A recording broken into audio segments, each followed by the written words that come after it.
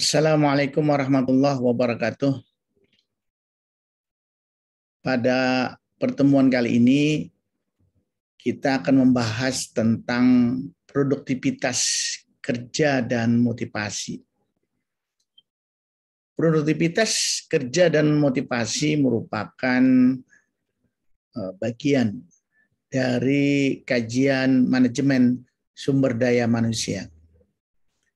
Nah, tatkala kita berbicara masalah produktivitas kerja, ada pertanyaan yang cukup menggelitik kita. Apa sebenarnya perbedaan antara produktivitas kerja dengan kinerja? Karena dua istilah ini merupakan istilah yang sering kita dengar, namun kita terkadang bingung untuk membedakan dua pengertian tersebut.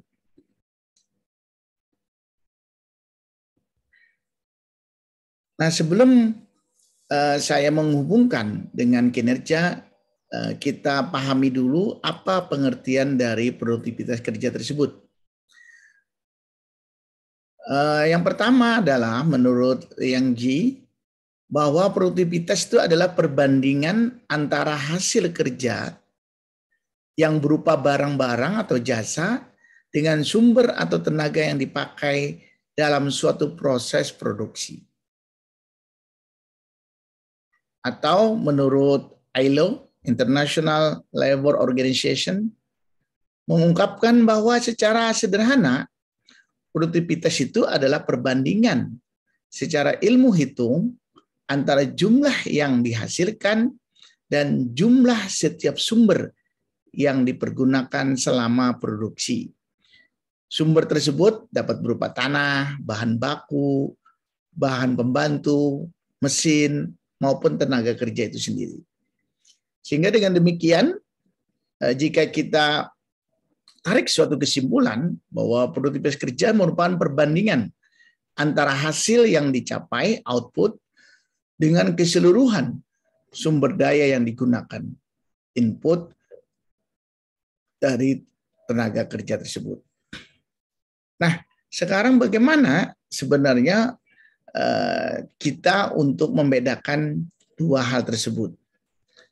Nah, untuk itu kita harus mengetahui bahwa pengukuran dari key performance ya atau kinerja itu, yang pertama adalah financial perspective, yang kedua customer perspective, yang ketiga operation perspective, dan yang keempat adalah organization perspective. Jadi kalau kita perhatikan dari empat cara pengukuran kinerja tersebut, maka pengukuran produktivitas itu masuk di dalam operation perspective. Karena operation perspective itu adalah penghitungan dalam operasi atau yang biasa lebih dikenal dengan produktivitas. Jadi dengan demikian dapat kita simpulkan sebenarnya bahwa produktivitas itu lebih sempit dibandingkan dengan kinerja, atau dengan kata lain bahwa konsep kinerja itu lebih luas dibandingkan dengan konsep produktivitas. Konsep produktivitas merupakan salah satu bagian pengukuran dalam mengukur kinerja sebuah organisasi. Nah, jadi itu yang membedakan antara kinerja dengan produktivitas. Kemudian pertanyaan selanjutnya, mengapa kita perlu mengukur produktivitas? Jadi produktivitas ini perlu diukur dalam rangka sebagai sarana manajemen untuk menganalisa dan mendorong efisiensi produksi. Yang kedua adalah dapat terlihat pada penempatan perusahaan yang tetap seperti dalam menentukan target atau sasaran, tujuan yang nyata, dan pertukaran informasi antara tenaga kerja dan manajemen secara periodik terhadap masalah-masalah yang sering berkaitan. Nah, dalam hal bagaimana kita mengetahui bahwa produktivitas itu bagus atau tidak, di antaranya kita dapat melihat dari indikator peningkatan. Jadi sebuah produktivitas itu meningkat apabila yang pertama jumlah produksi atau keluaran meningkat dengan jumlah masukan atau sumber daya yang sama. Yang kedua, jumlah produksi atau keluaran sama atau meningkat dengan jumlah masukan atau sumber daya yang kecil. Yang ketiga, produksi keluaran meningkat diperoleh dengan penambahan sumber daya yang relatif kecil. Jadi ini semua adalah indikator-indikator bahwa sebuah organisasi atau sebuah perusahaan mengalami peningkatan produktivitas. Adapun variabel-variabel yang mempengaruhi produktivitas kerja tersebut, yang pertama adalah dari internal dan yang kedua adalah dari eksternal. Variabel internal itu berupa managerial process, kemudian managerial leadership, dan yang ketiga adalah motivasi. Nah, managerial process itu menyangkut perihal tentang bagaimana kita merencanakan organisasi, mengintegrasikan atau mengawasi sebuah kegiatan organisasi. Sedangkan manager leadership itu berhubungan dengan tujuan dari organisasi tersebut. Bisa dalam bentuk penyediaan kondisi kerja, kemudian ruangan ventilasi, dan seterusnya yang mendorong bekerja lebih giat dan semangat.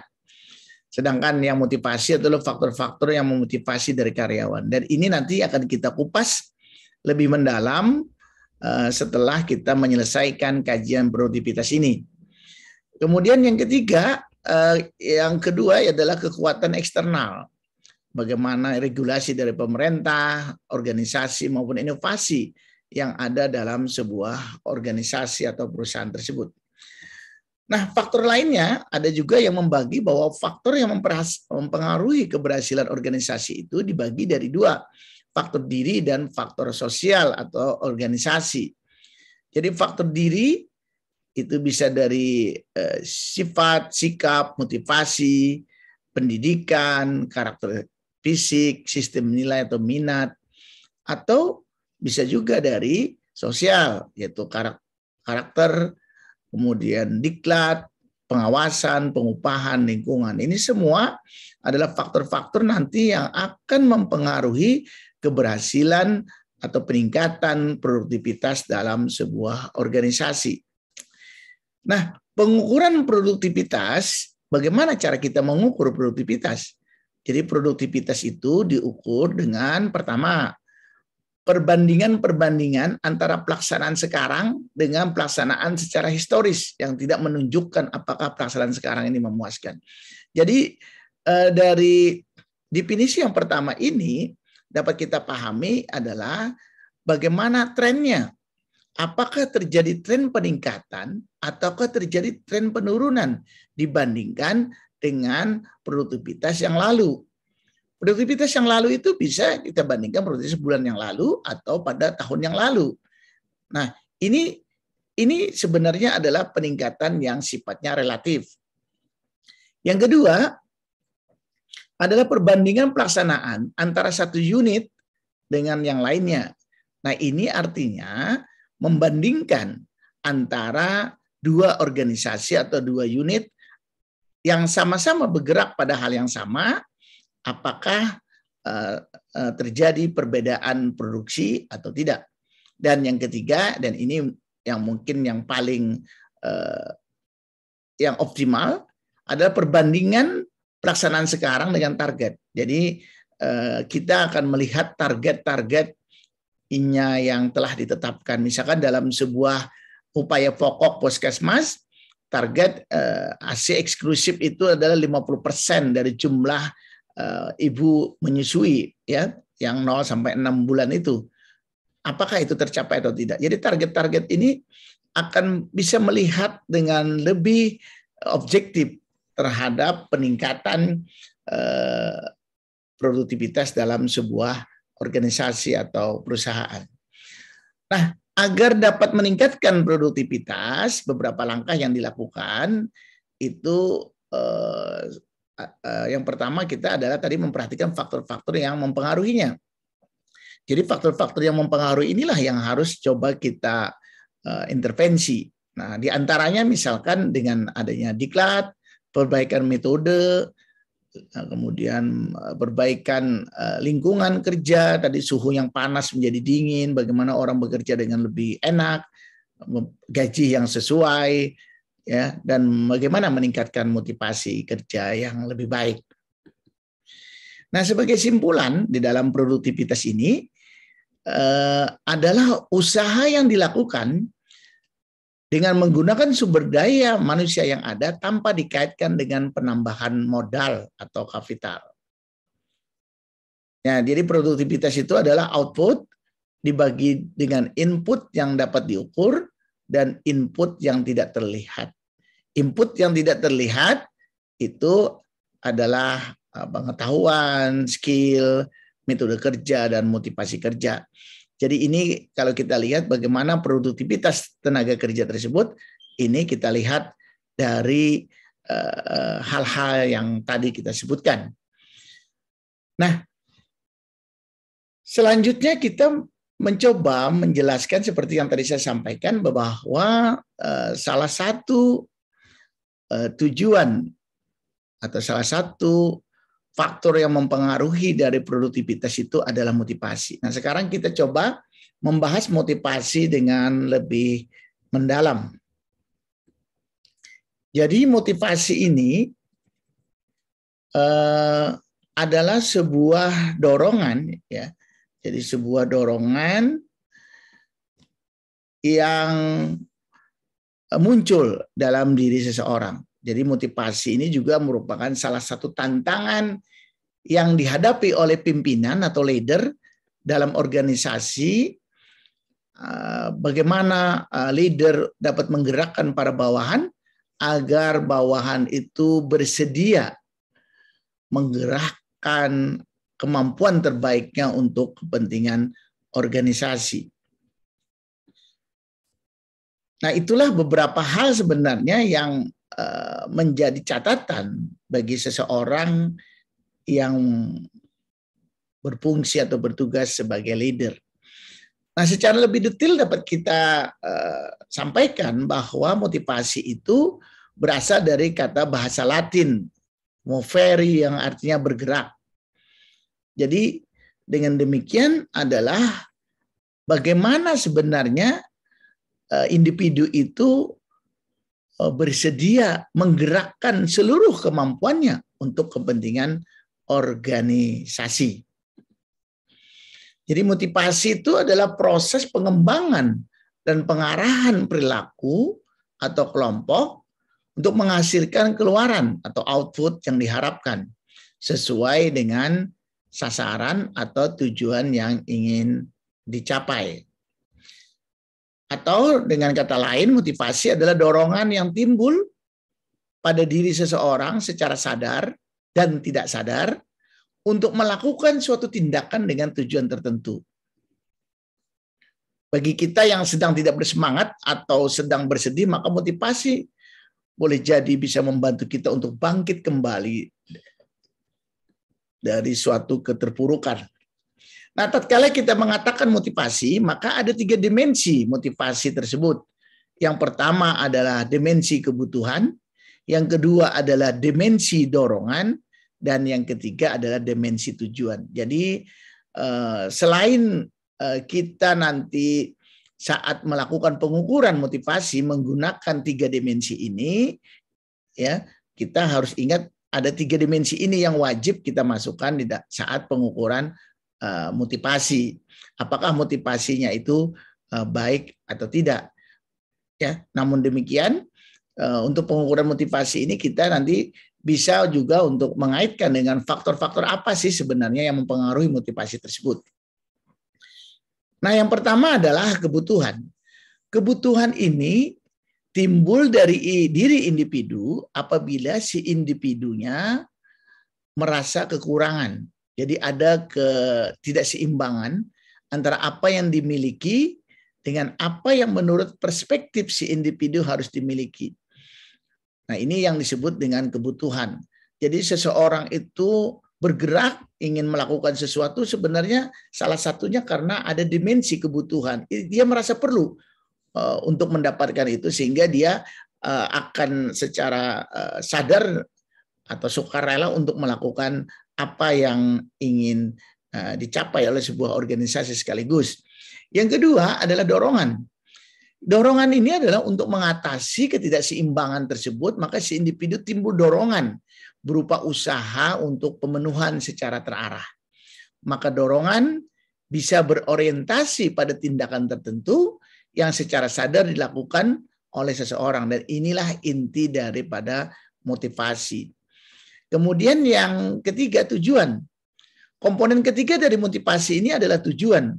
Jadi pencapaian tujuan berarti mengembangkan keseimbangan dalam diri seseorang atau dalam diri individu. Jadi tiga hal inilah yang merupakan dimensi pengukuran dalam sebuah motivasi. Jadi tatkala kita membuat sebuah kuesioner, maka tujuan dia melakukan itu untuk apa saja dijabarkan, dorongan dia untuk mencapai itu apa saja dijabarkan, dan kebutuhan yang ingin dia perlukan juga apa itu juga harus dijabarkan. Tujuan itu berarti yang ingin diraih, sedangkan dorongan itu adalah sesuatu yang keluar dari dalam dirinya maupun dari luar dari dirinya, jadi bisa internal bisa juga eksternal, sedangkan kebutuhan itu murni adalah sesuatu yang tercetus dari individu secara internal. Nah, teori motivasi ini dibagi menjadi dua bagian besar. Yang pertama adalah proses, yang kedua adalah konten. Proses itu apa? Jadi proses teoritis. Teori itu adalah menguraikan dan menganalisis bagaimana perilaku itu dikuatkan, diarahkan, didukung, atau dihentikan. Ini adalah teori-teori yang menjelaskan tentang proses dalam sebuah motivasi. Sedangkan konten itu memusatkan perhatian pada faktor-faktor dalam diri yang menguatkan, yang mengarahkan, atau yang menghentikan, ya. Jadi ada dua hal. Nah, sekarang kita masuk yang pertama. Dalam teori proses itu ada 4. Yang pertama adalah teori pengharapan, yang kedua adalah teori penetapan, yang ketiga adalah teori keadilan, dan yang keempat adalah teori penguatan. Jadi bagaimana kita mempelajari sebuah teori-teori ini menjadi bahan kita nanti untuk menjelaskan hal-hal yang berkaitan tentang teori-teori ini secara keseluruhan. Nah, yang pertama, teori adalah teori tentang pengharapan. Teori harapan ini berkaitan dengan harapan seseorang dan bagaimana mempengaruhi perilaku. Teori ini memberikan pada manajer suatu alat untuk menunjukkan hasil yang diharapkan dan tidak diharapkan sehubungan dengan prestasi tugas. Jadi sebenarnya apa harapan-harapan seseorang, ini berarti orang tersebut berproses atau melakukan motivasi karena ada harapan yang ingin dia capai. Atau bisa juga teori yang kedua adalah teori penetapan tujuan.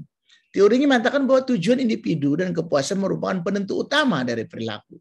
Suatu tujuan adalah objek dari tindakan. Tujuan adalah apa yang ingin dicapai oleh seseorang. Sedangkan penetapan tujuan merupakan proses kognitif dari beberapa penggunaan praktis. Nah, kalau tadi harapan mungkin lebih subjektif, maka pada penetapan tujuan itu lebih objektif karena didorong oleh suatu proses kognitif yang dijalankan oleh individu tersebut. Kemudian ada lagi teori keadilan.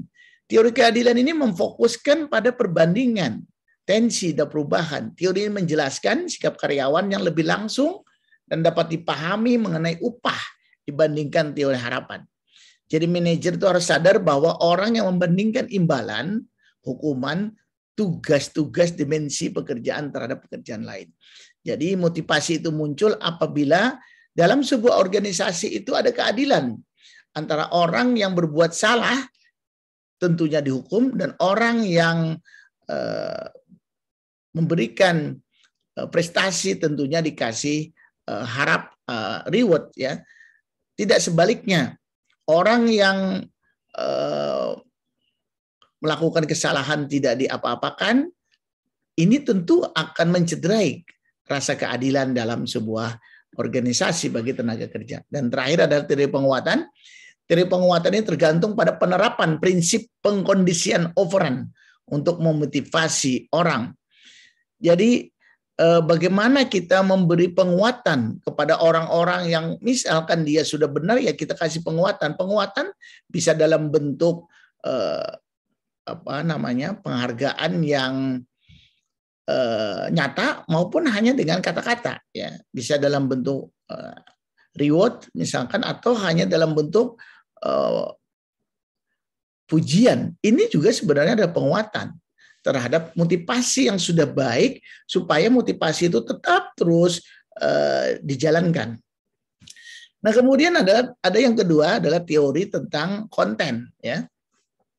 Jadi teori konten ini sebenarnya lebih banyak tadi faktor-faktor yang mempengaruhi dari sebuah motivasi. Yang pertama adalah teori kebutuhan menurut Maslow. Nah, kita tahu dalam teori kebutuhan Maslow ini ada piramida, ya, piramida menurut Maslow. Jadi dari piramida ini dapat kita lihat bahwa yang kebutuhan paling dasar yaitu kebutuhan fisik, psychological needs, kemudian yang kedua kebutuhan akan rasa aman, yang ketiga kebutuhan sosial, yang keempat kebutuhan penghargaan dan status, dan yang kelima bagaimana aktualisasi diri. Nah, dari diagram ini atau dari piramid ini dapat kita lihat bahwa semakin ke atas sebenarnya semakin sedikit, ya, semakin sedikit karena piramidnya semakin meruncing dan itu volumenya juga semakin kecil. Artinya bahwa orang yang memerlukan kebutuhan menurut Maslow pada aktualisasi diri tentunya lebih sedikit dibandingkan orang yang membutuhkan kebutuhan fisiologisnya. Jadi orang itu tidak akan mencapai kebutuhan itu apabila kebutuhan yang sebelum-sebelumnya itu belum tercapai. Karena ini sifatnya secara hierarki. Nah, kemudian tadi juga kami sudah sampaikan yang kedua adalah teori bisa teori X maupun teori Y, ya. Di mana teori X itu manusia diartikan dari sisi negatif, sedangkan teori Y itu manusia dari sisi positif. Manusia dari sisi negatif itu karyawan tidak menyukai pekerjaan, karyawan harus dipaksa, menghindari tanggung jawab. Jadi orang dengan teori X tidak berarti bahwa orang itu semua adalah perempuan. Nah, orang yang laki-laki pun apabila dia memiliki ciri-ciri ini sebenarnya kita bisa sebut juga